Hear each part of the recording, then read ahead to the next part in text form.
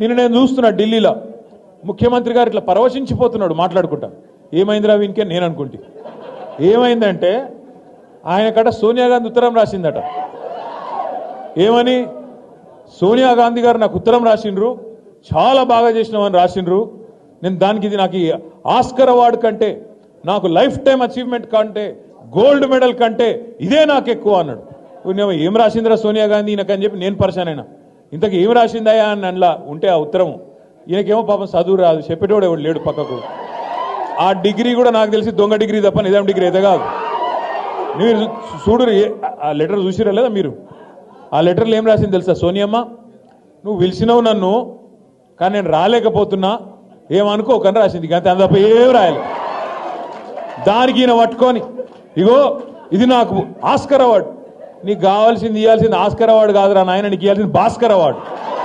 అదేదో సినిమాలు చెప్తారు చూడు, భాస్కర్ అవార్డు అని. ఈయన చేసిన మోసాలకు ఇవ్వాల్సింది భాస్కర్ అవార్డే తప్ప ఆస్కర్ అవార్డు అయితే కాదు.